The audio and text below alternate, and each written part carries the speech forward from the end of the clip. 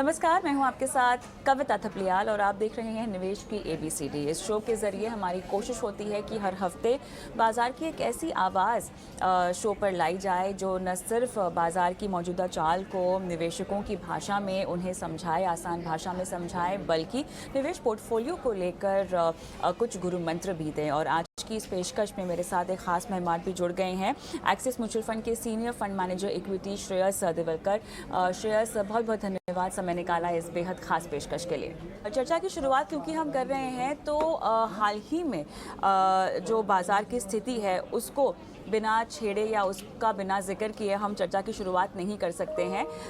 मुझे आप ये समझाएं आपके एनालिसिस के ज़रिए कि बाज़ार की अब दिशा और दिशा अगर मैं केवल घरेलू ट्रिगर्स के लिहाज से समझना चाहूँ तो किस ओर जा रही है। इसीलिए क्योंकि अब आने वाले कुछ महीने हमारे देश के लिए त्योहारी सीज़न होगा।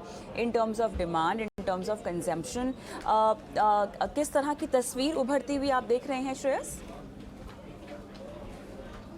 जैसे कि आपने कहा कि आने वाले 1-2 महीने त्योहार के रहते हैं। इस बार और एक हुआ है कि सारे त्योहार लास्ट ईयर से जल्दी भी देखे जा रहे हैं। जैसे इस बार दिवाली भी अक्टूबर एंड में है। तो जनरली त्योहार के टाइम आपने देखा होगा कि सारी कंपनियां इन्वेंट्री मार्केट में देती है, तो डिस्ट्रीब्यूटर के पास माल जाता है। उसके बाद रिटेल सेल्स जिसे बोलते हैं, द एक्चुअल परचेस के नंबर्स भी आते हैं। तो ये टाइम पीरियड जो है वो एक्चुअली सबसे ऑल कंपनीज जो कंजम्पशन सेक्टर में है, जो एफएमसीजी हो, कंज्यूमर ड्यूरेबल हो या फिर ऑटोज हो, तो ये सारे सेक्टर्स जहाँ पे टिकट साइज बड़े हो या छोटे हो, नॉर्मली सभी सेक्टर्स के लिए ये जो पीरियड है, जो त्योहार का सीजन है, वो हमेशा ही बहुत अच्छा रहता है। और इस बार भी हम लोग सारे एनालिस्ट सब लोग इसी और देख रहे हैं कि इस बार का सीजन कैसे जाए, क्योंकि ये season after long time Covid के बाद का क्लीन सीजन है, जहाँ पे कोविड अभी जैसे जनवरी फरवरी में कोविड के कंसर्न्स हुआ करते थे। अभी हम लोग सितंबर अक्टूबर में है, तो ऑलमोस्ट 6-7 महीने हो गए।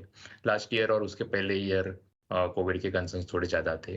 तो देखेंगे अभी ये पीरियड कैसे मार्केट को, स्पेशली कंजम्पशन साइड पे, और इसका दूसरा इम्पैक्ट आपको क्रेडिट ग्रोथ में भी दिखता है। तो उस तरीके से भी अगर देखना चाहे तो ये बहुत इंपॉर्टेंट सीजन होता है रिटेल क्रेडिट ग्रोथ के लिए और कंजम्पशन सेक्टर कंपनी के लिए। मुझे आप ये बताएं कि ये जो कुछ आने वाले शॉर्ट टर्म का जो हम नज़रिया पकड़कर अभी समझना चाह रहे हैं, इसमें क्या बाज़ार की चाल मेनली घरेलू ट्रिगर्स पर ही निर्भर करेगी? क्या आपका ऐसा मानना है? क्योंकि काफ़ी क्रूशल महीने रहेंगे, आने वाला ट्रेंड काफ़ी हद तक समझ में आएगा जिस तरह के ट्रिगर्स भी आपने बताए हैं। लेकिन स्पॉइलर के लिहाज से क्या आपको लगता है कि ग्लोबल ट्रिगर्स रह सकते हैं, या आपको ऐसे लगता है कि अगर घरेलू बाज़ार की चाल ज़रूरी होगी, उसको देखना ज़रूरी होगा, तो वही आगे की चाल भी तय करेगी बाज़ार की? तो कंजम्पशन एक जो पीरियड है जो त्योहार के आजू बाजू दिखेगा, पर उसके अलावा 2-3 ट्रिगर्स जो है जो काम कर रहे थे ये कैलेंडर ईयर में। पहला था वॉर रिलेटेड, अभी उसके रिलेटेड कंसर्न्स है वो कम हो गए हैं। दूसरा था इंटरेस्ट रेट इंक्रीज जो यूएस में हो रहा है। अब ये इंटरलिंक्ड है, इंटरेस्ट रेट, इन्फ्लेशन, ये सब इंटरलिंक्ड चीजें हैं। तो इन्फ्लेशन का नजरिया और इन्फ्लेशन की आउटलुक अभी क्या है यहाँ से, वो बहुत इंपॉर्टेंट है। जैसे आपने लास्ट वीक में देखा, ये वीक में देखा कि इन्फ्लेशन का अजम्पशन ये है कि वो आगे जाके मॉनेटरी पॉलिसी एक्शंस जो सारे गवर्नमेंट ले रहे हैं उसकी वजह से इन्फ्लेशन कम हो सकता है। तो उसके अराउंड एक्सपेक्टेशंस बिल्ड हो रहे हैं, और उसकी वजह से इन्फ्लेशन और इंटरेस्ट रेट आउटलुक, ये अगेन एज आई सेड ये इंटरलिंक चीजें हैं, ये दोनों मार्केट का रुख जरूर तय करेगी। जहाँ तक ब्याज दरों की बात है और जहाँ तक महंगाई की बात है, अब क्योंकि आने वाले वक्त में हम देख रहे हैं कि यही एक मोटे तौर पे बड़ी चिंता है जो कम से कम ग्लोबल फैक्टर्स को अगर हम ध्यान में रखें तो काफ़ी हद तक परेशान करेगी। हमारे भी जो महंगाई के आंकड़े आए हैं श्रेयस, वो कुछ बहुत ज़्यादा उत्साह दिखाने वाले नहीं आए हैं, क्योंकि कहीं ना कहीं हम देख रहे हैं कि ग्रोथ में भी धीमापन आता हुआ दिखाई दे रहा है। ग्लोबल ट्रिगर्स के लिहाज से महंगाई चिंता तो है ही, लेकिन हमारे देश में भी हम देख रहे हैं कि महंगाई चिंता बनी हुई है। हालांकि उतनी बड़ी चिंता नहीं है जितनी बाकी डेवलप्ड नेशंस के लिए है, लेकिन साथ में ग्रोथ में धीमापन आ रहा है। तो एक तरफ महंगाई जो कि फिलहाल काबू में इतनी जल्दी आती हुई नहीं दिखाई दे रही है, ग्रोथ में धीमापन आता हुआ दिखाई दे रहा है। इस सिनेरियो को आप कैसे देखेंगे भारत के संदर्भ में? तो महंगाई की जो दरें है उसमें अगर अब अगर हम इंडिया स्पेसिफिक अगर देखें तो उसमें क्रूड ऑयल प्राइसेस यानी एनर्जी प्राइसेस क्रूड लिंक्ड होती है बहुत बार, और फूड की प्राइसेस, ये दोनों बहुत ज़्यादा इंपॉर्टेंस रखती है। तो इनमें से अगर आप देखेंगे कि एनर्जी प्राइस वो क्रूड हो या कोई अगर एनर्जी आइटम हो, और कमोडिटीज जैसे मेटल्स वगैरह, इनके प्राइसेस अभी बहुत नीचे आ गए हैं कंपेयर टू उन्होंने जो उच्चांक गांठा था पहले 2-3 क्वार्टर्स पहले, जब जब वॉर का कंसर्न बहुत ज़्यादा पीक पे था, तभी ये सब कमोडिटीज बहुत हाई पे थे। वहाँ से इनका अगर आप देखेंगे कि सभी की प्राइसेस वहाँ से तो नीचे है। अगेन मैंने जैसे बताया कि क्रूड और फूड ये दोनों चीज़ें बहुत इंपॉर्टेंट रखेंगी। उसमें से क्रूड की प्राइसेस तो हमने देखा कि अराउंड 90s में अभी आ गई, जो पहले 100s के ऊपर थी, 120 तक पहुंच गई थी। तो इसके कारण इन्फ्लेशन एज अ कंसर्न के जो ड्राइवर्स है वो थोड़े थोड़े कंट्रोल में आते हुए दिख रहे हैं। और जो ग्रोथ है वो ग्रोथ ऑब्वियसली आपको लैग से ही दिखेगी, क्योंकि पहले ये जो पहला जो इन्फ्लेशन हुआ है उसका इम्पैक्ट अभी कुछ आइटम्स पे दिखा है। जैसे आपने देखा होगा कि ऑटो अगर लेंगे तो ऑटो में हाई एंड ऑटो का सेल ज़्यादा दिखता है, और सस्ते ऑटोज का एक्चुअली सेल्स में इम्पैक्ट आ गया है। टू व्हीलर्स का सेल्स में इम्पैक्ट पाया गया है। बहुत सारे कंपनीज की कमेंट्री में रूरल और अर्बन रिलेटेड कमेंट्री लास्ट 1 साल से अलग अलग पाई गई है। तो ये जो डाइवर्जेंस है वो ऑलमोस्ट 4 क्वार्टर से चल रहा है। और अगर ये इन्फ्लेशन के नंबर्स जो अभी हाई है वो अगर कम हो जाए, क्योंकि जैसे मैंने बताया कि कुछ कुछ कमोडिटीज यहाँ से पहले ही गिर चुकी है, तो वो कंजम्पशन के लिए यहाँ से आगे अच्छा रहेगा। जिस तरह से एफआईआईज का भरोसा बना हुआ है, ये आप काफ़ी लंबे समय तक टिकता हुआ देख रहे हैं, क्योंकि देखिए जब अस्थिरता आती है और जब इस तरह के फ्लोज हम देखते हैं तो शेयर्स सभी तरह के इमर्जिंग मार्केट्स में इस तरह के पैसे एफआईआईज जो हैं वो डालते हैं। लेकिन बड़ी बात तो तब होती है जब बाज़ार ठीक ठाक कर रहा होता है, उसके बावजूद भी हम फ्लोज को बढ़ता हुआ देखते हैं, तब मेरे ख्याल से ज़्यादा बड़ी खबर बनती है बजाय अभी के समय के मुकाबले। तो फिलहाल जो नंबर्स हम देख रहे हैं वो काफ़ी अग्रेसिव हैं, काफ़ी ऑप्टिमिस्टिक लग तो रहे हैं, लेकिन क्या ये हाल फिलहाल का ट्रेंड है? एफआईआई फ्लो जो होते हैं वो बहुत अलग अलग पैरामीटर पे डिपेंड होते हैं। हिस्टोरिकली अगेन हमने ये पाया है कि क्रूड के प्राइसेस के ऊपर या फिर इन्फ्लेशन के ऊपर उसका कोरिलेशन ज़्यादा रहा। तो क्रूड का प्राइसेस ऊपर जब जाना शुरू हुआ, जब इन्फ्लेशन बढ़ने की शुरुआत हो गई थी लास्ट सितंबर अक्टूबर नवंबर से, तभी आपने देखा होगा कि तभी भी एफआई आउटफ्लो ज़्यादा था, और वो ये साल भी बहुत पीरियड के लिए कंटिन्यू रहा। लेकिन जब जून में ये सब कमोडिटी प्राइसेस जब पीक आउट हो गए, उसके बाद आपने देखा कि एफआई की फ्लोज अब थोड़े समय बाद टर्न होते हुए दिखे। तो ये साइकिल जनरली चलती रहती है बेस्ड ऑन इंडिविजुअल कंट्री के कि अभी आज की तारीख में कैसी पोजीशन है। तो वो कॉन्टेक्स्ट में ऑलरेडी डेटा पॉइंट्स जो है वो ये दिखा रहे हैं कि इंडिया के बहुत सारे पैरामीटर, जो ग्रोथ हो, इन्फ्लेशन हो, या फिर करंट अकाउंट डेफिसिट हो, बहुत सारे पैरामीटर इंडिया के जो है वो कंपेयर टू अदर कंट्रीज अभी भी बेटर है। तो इसीलिए generally money flows relative basis पे होते हैं। तो वन ऑफ द रीजन ये है कि रिलेटिवली अपना कंट्री है उसके बहुत सारे पैरामीटर्स अच्छे हैं। और दूसरी और एक इम्पॉर्टेंट पैरामीटर है कि बाकी कंट्रीज का ग्रोथ आउटलुक क्या है। तो आपने ये देखा होगा कि ये जो इन्फ्लेशन रिलेटेड कंसर्न्स है उसकी वजह से क्या बाकी कंट्री में स्लो डाउन होगा, क्या रिसेशन होगा, उसकी आशंकाएं वो कंट्री में बहुत ज़्यादा चल रही है, स्पेशली वेस्टर्न कंट्रीज में, जहाँ पे यूएस हो, यूरोप हो, उनकी कंट्रीज हो। तो कंपेयर टू वो कंट्रीज जनरली ये पाया जा रहा है कि इंडिया के बहुत सारे पैरामीटर ग्रोथ में बेटर है। और अगर बाकी कंट्रीज में स्लो डाउन आया तो relatively we may stand out. पर हमें ये देखना होगा कि अपनी कौन सी कंपनियां एक्सपोर्ट डिपेंडेंट है और अपनी कौन सी कंपनीज में इसका इम्पैक्ट आ सकता है। तो वो सब देख के हमें लगता है कि वो जो सेक्टरल कॉल्स रहते हैं या फिर कौन सा सेक्टर ठीक रहेगा, वो सब देखने की जरूरत पड़ेगी। बिल्कुल। एक जो थीम चल रही है हमारे लिए और हेडलाइंस भी बन रही हैं, क्या दुनिया का मैन्युफैक्चरिंग हब भारत बन पाएगा?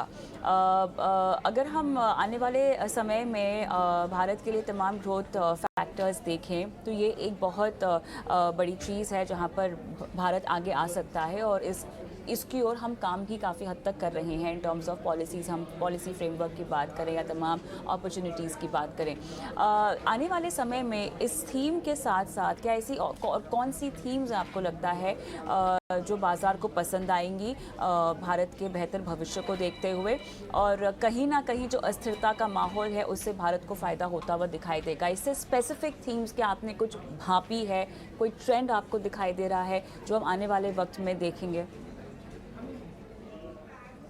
जब हम इंडिया की बात करते हैं तो अपने यहाँ मेन थीम जो इंडिया डेमोग्राफिक ग्रोथ स्टोरी जो है, वो तो लास्ट 8 10 15 साल से वो थीम तो है ही।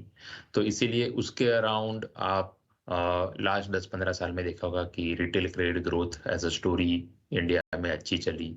उसके बाद बहुत सारे कंजम्पशन आइटम भी अच्छे चले, स्पेशली कंजम्पशन जहाँ पे migration of people from one strata to other, ऐसे जब आपने देखा तो वो रिलेटेड कंजम्पशन आइटम में आपने बहुत बार ग्रोथ देखी। जैसे अगर मैं वापस एग्जांपल ऑटो का ही देना चाहूँगा। यहाँ पे अगर आप पीवी की बात करें, पैसेंजर व्हीकल्स की, तो आपको वहाँ डाइवर्जेंस दिखता है उसके अंदर भी कि ऐसी कुछ कैटेगरी है जो जहाँ पे ग्रोथ ज़्यादा आ रही है, और एकदम एंट्री लेवल कैटेगरी से वहाँ पे ग्रोथ कम आ रही है। तो हमें उस तरीके से देखना होगा कि कौन सा सब सेगमेंट हर एक कैटेगरी में अच्छा कर रहा है। तो ये हो गया कंजम्पशन के अराउंड की बात। और कंजम्पशन में जनरली जो ग्रोथ है वो ग्रोथ नए स्टोर ओपन करने से, पेनिट्रेशन स्टोरी जिसे हम बोलते हैं, तो पेनिट्रेशन स्टोरी इंडिया में मैक्रो स्टोरी से ज़्यादा बेहतर काम किया है। तो कंजम्पशन साइड पे पेनिट्रेशन स्टोरी और डेमोग्राफिक ग्राफिक डिविडेंड जिसे बोलते हैं, ये जो दो चीज़ें हैं वो इम्पॉर्टेंट है। सर्विसेज साइड और मैन्युफैक्चरिंग दोनों में जैसे आपने बोला कि अपने गवर्नमेंट ने बहुत अच्छी पॉलिसी डिसीजंस लिए हैं ओवर लास्ट 2 3 साल में, की मेहनत का भी आपको परिणाम भी दिखाई दे रहा है। और दूसरा जो कि वर्ल्ड ऑर्डर भी चेंज हो रही है, वर्ल्ड टेंशन बढ़ रहे हैं, China+1 रिक्वायरमेंट का भी माहौल तैयार हो रहा है। तो वो हिसाब से आपने देखा होगा कि एक तो मैं China+1 हो या फिर ऑल्टरनेटिव सोर्स ऑफ मैन्युफैक्चरिंग, जैसे यूरोप में अभी एनर्जी के प्राइसेस बहुत ज़्यादा बढ़ रहे हैं, कुछ कंट्रीज में मैन पावर का प्रॉब्लम हो रहा है। तो ये सब में इंडिया में तो आप कोई भी सेगमेंट ले लीजिए मैन्युफैक्चरिंग का, जो केमिकल हो या फिर ऑटो एंसिलरीज का मैन्युफैक्चरिंग हो या फिर कैपिटल गुड्स का मैन्युफैक्चरिंग हो। तो हर एक सेगमेंट में आपने देखा होगा कि अलग-अलग कंपनियां जिनका ग्लोबल प्रेजेंस है वो ये अपॉर्चुनिटी का बेहतरीन तरीके से उपयोग कर सक रही है। और उसमें दूसरी चीज़ ये है कि इम्पोर्ट सब्स्टिट्यूट, तो एक हो गई कि एक्सपोर्ट अपॉर्चुनिटी, दूसरी है इम्पोर्ट सब्स्टिट्यूशन अपॉर्चुनिटी। तो इम्पोर्ट सब्स्टिट्यूशन अपॉर्चुनिटी में गवर्नमेंट पॉलिसी ने बहुत ज़्यादा रोल प्ले किया है स्पेशली। तो इसमें बहुत अपॉर्चुनिटी अराउंड इलेक्ट्रॉनिक्स मैन्युफैक्चरिंग हो या फिर रिन्यूएबल एनर्जी हो। तो ये सब चीज़ों में भी अपॉर्चुनिटी बहुत तरीके से खुल रही है। श्रेयस, चर्चा को थोड़ा सा इन्वेस्टिंग ट्रेंड्स की ओर लेकर जाते हैं। मुझे आपसे ये समझना है कि जो एक्टिव और पैसिव को लेके हमेशा डिबेट चलती रहती है, उस माहौल में अब हम देख रहे हैं कि पैसिव काफ़ी हद तक इन्वेस्टर्स को पसंद आ रहे हैं। एएमसीज भी लगातार back to back passive funds launch भी कर रही हैं। कहीं ना कहीं जो विदेश में और ख़ासतौर से यूएस के बाज़ारों में हम देखते हैं कि पैसिव फंड्स की ओर निवेशकों का रुझान पसंदीदा ज़्यादा रहती है। वही हमें भारत में भी आउटलुक थोड़ा सा दिखाई दे रहा है फिलहाल। लेकिन मुझे आपसे ये चीज़ समझना है कि क्योंकि यहाँ पर कुछ नियम रिलैक्स किए गए हैं सेबी की तरफ से, क्या ये एक वजह हो सकती है कि पैसिव इतना ट्रेंड में आ गया है? पैंडेमिक के दौरान काफ़ी इसका बोलबाला चला है और ये ट्रेंड तूल पकड़ रहा है। तो क्या इसका मतलब ये है कि 3 से 5 साल का नज़रिया, कई रिपोर्ट्स में हम ऐसा पढ़ रहे हैं कि एक्टिव फंड मैनेजर्स के लिए थोड़ा सा चैलेंजिंग हो सकता है, उसको भागते हुए क्या ये एक शॉर्ट टर्म ट्रेंड है? और अब तीसरा, क्या आपको ये लगता है कि एक्टिव और पैसिव दोनों का चलन जो हम देख रहे हैं वो आने वाले वक्त में भी टिका रहेगा? किस तरह से आप इस पूरे नए ट्रेंड को समझ पा रहे हैं? तो एक्टिव जो ट्रेंड है वो जैसे आपने बताया वेस्टर्न कंट्रीज में, डेवलप कंट्रीज में बहुत पहले शुरू हुई और वहाँ से वो बढ़ती चली गई। तो वो ट्रेंड को देखते हुए इंडिया में भी ये चीज़ ऑलरेडी हो रही है और यहाँ से बढ़ भी सकती है। तो एज ए इन्वेस्टर हमें ये देखना पड़ेगा कि कौन सा जिसे हम पोर्टफोलियो डाइवर्सिफिकेशन कहते हैं। तो हमें हर एक चीज़ों, जैसे लार्ज कैप कैटेगरी हो, मिड कैप कैटेगरी हो, स्मॉल कैप कैटेगरी हो, वैसे ही पैसिव फंड्स भी हमें और अलग अलग अलग कैटेगरी में दिखाई देते हैं। तो जनरली लार्ज कैप, आपने जो फ्लोज की बात करी, एक अगेन पाया जाता है कि लार्ज कैप कैटेगरीज में ये जो फ्लोज है वो पैसिव कैटेगरी में ज़्यादा है। तो ये जो flows moving to passive category और fund allocation to passive category, ये चीज़ जैसे डेवलप कंट्रीज में दिखाई दी वो इंडिया में भी दिखाई दे रही है। और इन्वेस्टर्स को सभी कैटेगरीज के ऊपर ध्यान देके कौन सा उनके लिए अच्छा है, कौन सी कैटेगरी अच्छी कर रही है, उस तरीके से उसको एनालाइज करके अपने लिए चॉइस बनाना पड़ेगा। बिल्कुल, आपने सही कहा। इन्वेस्टर्स को अपनी पोर्टफोलियो प्लानिंग में अपने लक्ष्यों को तमाम बातें ध्यान में रखकर निर्णय लेने चाहिए। मौजूदा हालात में लार्ज कैप के लिहाज से अगर मैं आपको समझना चाहूँ आपसे, पूछना चाहूँ आपसे, तो फ्लोज का ट्रेंड आपको कैसा दिखाई दे रहा है? किस तरह से लोग निवेश कर रहे हैं? एसआईपी के आंकड़े, लमसम एकमुश्त निवेश के आंकड़े, कुछ इंटरेस्टिंग ट्रेंड जो कि आप हमारे साथ शेयर कर पाएँ आपकी एएमसी की तरफ से, जो आपने ऑब्जर्व किया हो?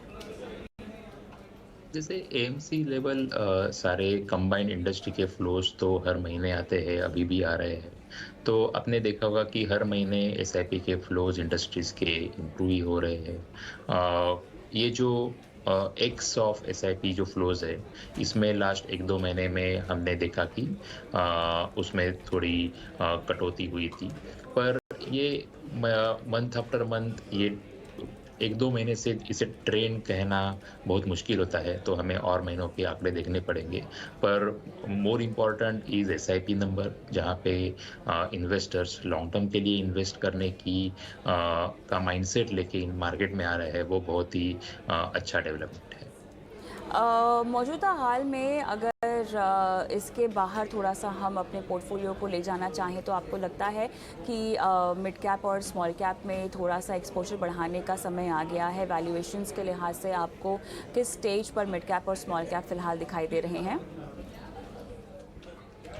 मिड कैप और स्मॉल कैप जो पोस्ट कोविड रैली जिसे हम बोल में क्लासिफाई करते हैं कि अ, 2020 मार्च अप्रैल अप्रैल में से जो रैली शुरू हो गई, वो कोविड होने के बाद की रैली थी। वो सब रैली में आपने देखा होगा कि mid cap and small cap as a category, ये कैटेगरी ने अच्छा किया है। उसके कई रीजंस है। उसमें से सबसे बड़ा एक रीज़न ये है कि बैंकिंग एंड फाइनेंशियल सर्विसेज जिसका एक्सपोजर लार्ज कैप कैटेगरीज में ज़्यादा होता है और मिड और स्मॉल कैप कैटेगरीज में कम होता है। स्पेशली द बेंचमार्क्स आप देखेंगे लार्ज कैप कैटेगरी के, जो निफ्टी हो या फिर BSE 100 हो, उसमें अराउंड 35% के प्लस माइनस उसके अराउंड रहता है। वही स्मॉल कैप कैटेगरीज में इसका एक्सपोजर कम रहता है। तो ये सेगमेंट स्पेशली लास्ट ये जो 2 साल 2 सवा 2 साल की रैली रही, उसमें ये सेगमेंट अंडर परफॉर्म किया है। इसीलिए ये most one of the important reason है जिसकी वजह से large cap has not done well. यहाँ से आके अगर आप रिलेटिव वैल्यूएशंस देखें तो फिनेंशियल सर्विसेज, तो आप मार्केट में अगर आप सेक्टर्स वाइज जाओगे तो फिनेंशियल सर्विसेज सेक्टर और FMCG सेक्टर, ऐसे 2-3 सेक्टर है जहाँ पे वैल्यूएशन प्री कोविड लेवल से बहुत ज़्यादा नहीं बढ़ा। ये 2 सेक्टर के अलावा अगर आप मैन्युफैक्चरिंग रिलेटेड सेक्टर्स देखोगे कि कैपिटल गुड्स हो या फिर केमिकल इंडस्ट्री हो, तो ये सब सेक्टर में वैल्यूएशंस प्री कोविड लेवल से बहुत ज़्यादा हुआ है। तो ये सब सेक्टर्स का रिप्रेजेंटेशन मिड कैप और स्मॉल कैप में ज़्यादा है, और तो इसीलिए मिड कैप और स्मॉल कैप के ओवरऑल वैल्यूएशंस आपको शायद ज़्यादा लगे। पर आप अगर ओवरऑल कैटेगरी में देखेंगे तो, और यहाँ से अगर हमें कॉल लेना है, तो अगर इंडिया ग्रोथ स्टोरी और इंडिया कंजम्पशन स्टोरी और इंडिया में रिटेल क्रेडिट ग्रोथ का स्टोरी, ये दोनों चीज़ें अगर अच्छी रही तो लार्ज कैप कैटेगरी बेहतर रहेगी। अदरवाइज स्मॉल कैप और मिड कैप कैटेगरी जहाँ पे मैन्युफैक्चरिंग, केमिकल या फिर IT, फार्मास्यूटिकल, ऐसे सेक्टर्स का जहाँ पे ज़्यादा प्रेजेंस रहता है, अदरवाइज वो कैटेगरी ठीक कर सकती है। श्रेयस, अक्सर ना हमें जब दर्शक सवाल भेजते हैं तो एक बहुत उनका कॉमन सवाल जो हमने पकड़ा है वो ये है कि मिड कैप और स्मॉल कैप में अगर कोई पैसिव तरीके से निवेश करना चाहे तो क्या वो सही रणनीति हो सकती है? क्या कहेंगे आप? क्योंकि हम इस तरह की कैटेगरी की बात कर रहे हैं जिसमें काफ़ी उतार चढ़ाव है। आपका नज़रिया कम से कम 5 से 7 साल का तो होना ही चाहिए। हाई रिस्क हाई रिटर्न वाला मामला है। तो पैसिव तरीके से निवेश करना, इंडेक्स फंड खरीद लेना, क्या ये सही होगा, या आपको लगता है कि लार्ज कैप्स तक आप पैसिव की रणनीति को सीमित रख सकते हैं? पैसिव की रणनीति आप कहीं भी यूज कर सकते हैं। इसमें सिर्फ एक ध्यान रखना चाहिए कि हमें इन्वेस्टमेंट है, जो आपने आपके क्वेश्चन में ही एक पॉइंट आउट किया था कि वो लॉन्ग टर्म के लिए हो।